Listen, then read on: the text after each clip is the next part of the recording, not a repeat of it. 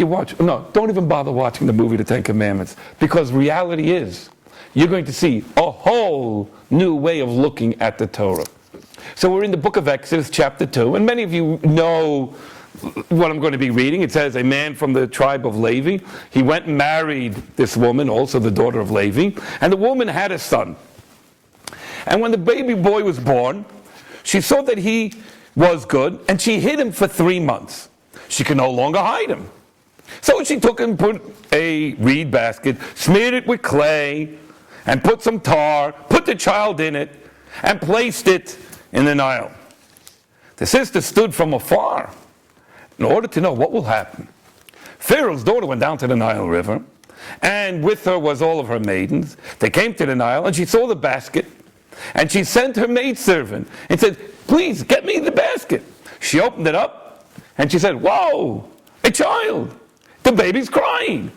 She had compassion, and she said, this is one of the Hebrew boys.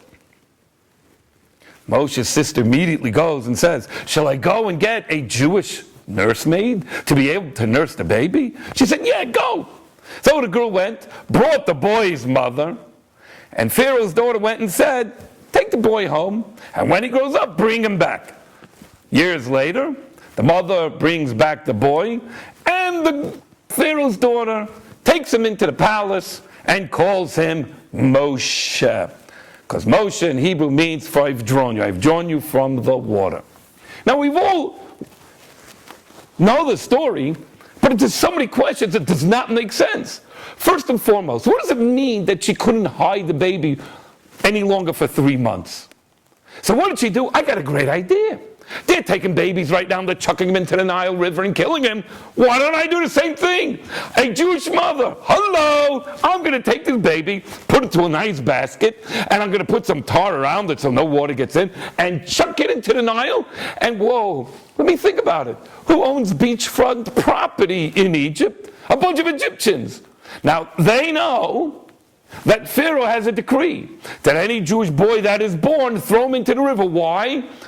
Because the PR was, from their stargazers, from people that read the stars, that a Jewish boy will be born, and he will go and overthrow Pharaoh's kingdom and lead the Jewish people out of slavery.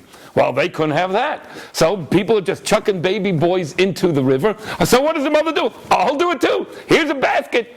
Chuck. Who did she think was going to take the baby and keep it alive? More so, Pharaoh's daughter is coming down to the river to bathe. Now, I don't know about you. This is Pharaoh's daughter. She can bathe in any beautiful bathtub she wants in the palace. Where is she going? To a place that is filled with scorpions, mosquitoes, and maybe a couple of alligators. Who knows what's over there amongst the reeds and everything. One thing for sure, if you're the princess, or better yet, if you're Paris Hilton of Egypt, you're not going to go down to this place to take a bath. Why was she going down to this place to take a bath?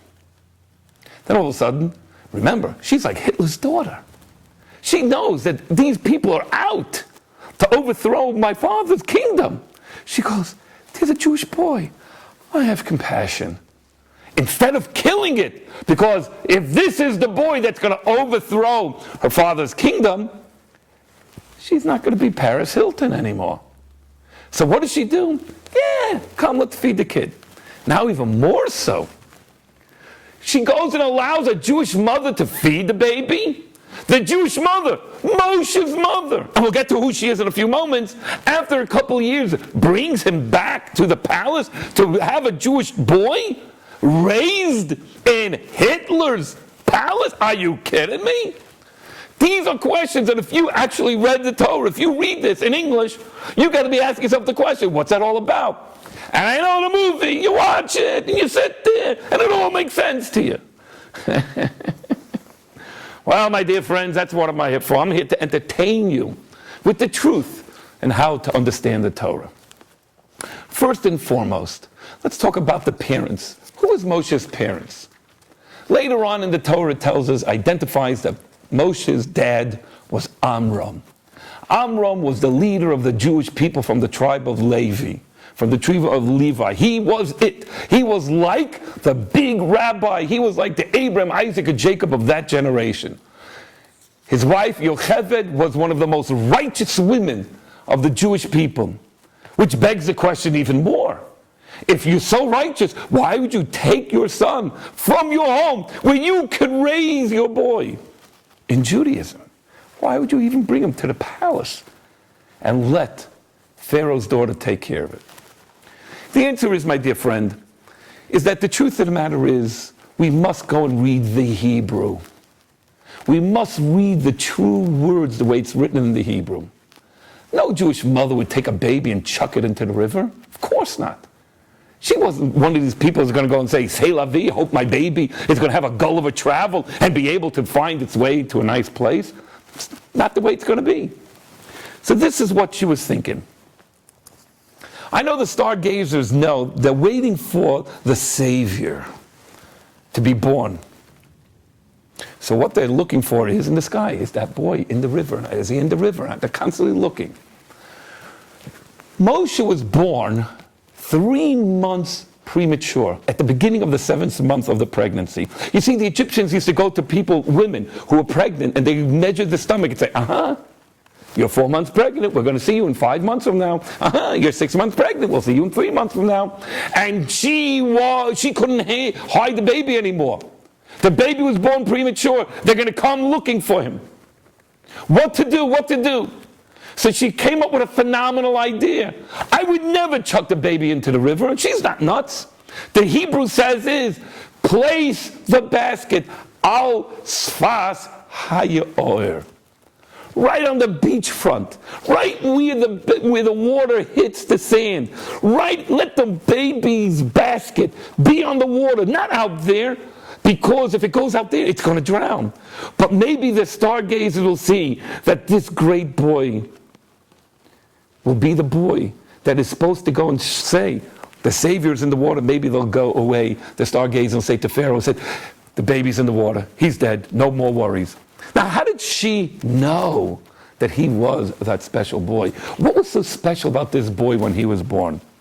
So if you look at what it says in the words itself, it says, "Vateira oisai ki toivhu." When he was born, they saw that he was of good. It meaning there was light in the home. In fact, did you know, because he was good, 10 names were given to him. Now remember, it was Pharaoh's daughter, years later, that called him Moses. What was his name for the first few years? He had 10 different names. 10 names to describe his greatness and his holiness. In fact, many of you don't even know that there are 10 names, but just to give you a few of them, one name was called Chever. This denotes that he was the one that brought closer the Father in heaven to the Jewish people. He was called Yekusiel, he was called Tuvia, Shmaya, Ben Nisano, and other names. 10 names in total. Nickname. People around gave names to this special boy, but she couldn't hide him anymore. So she put him right by the seashore, so that the water should hit the basket. In the meantime, at the same time, divine providence has, is that Pharaoh's daughter is going down to take a bath. Now, what is she going down there for? Simple. Pharaoh's daughter was a very, very holy girl. She did not like the way of her fathers. Like many teenagers, they look at the way mommy and daddy is acting, they don't like it. They kind of rebel. She wanted to know, what is it about the Jewish people that my dad does not like? And the more she looked into the Jewish people and to the heritage and to the culture, she said, I wanted to be that. The Zohar tells us, and other Medrashim tell us, and great, great explanations that Moshe gave to us from Sinai is that Batya, that was her name, Batya, the daughter of God. She was converting to Judaism.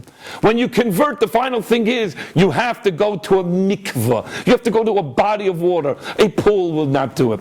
She didn't want to go out to the beaches of Alexandria. She wanted to go to a private place. Divine providence had it that she was brought together to where Moshe was. She sees this basket in the reeds right near the end, right there by the beach, right near the end. She grabs it. She brings it to her and she says it's from the Jewish people. She has unbelievable compassion. Miriam, Moses' sister, goes and says, wow, who is this girl? After speaking to her, she recognizes that this girl is here to convert to Judaism. She was telling her all about the Jewish people and how much she loves the Jewish people. So she says, can I go get the mother? She said, you can.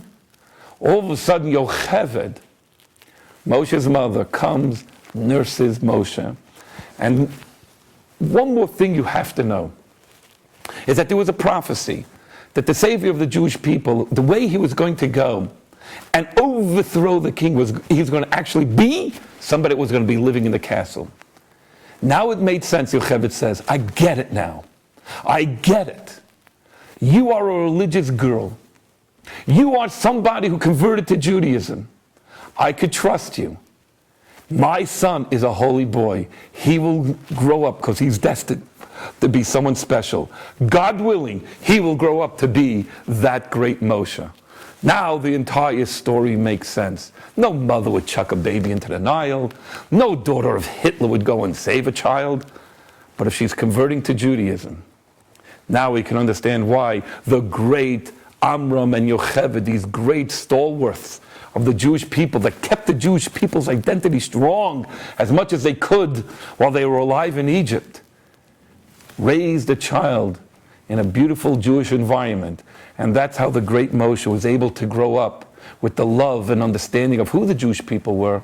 And as we learn later on in the Torah, his love for the Jewish people grew stronger and stronger and could not stand when there was any injustice that was happening to the Jewish people.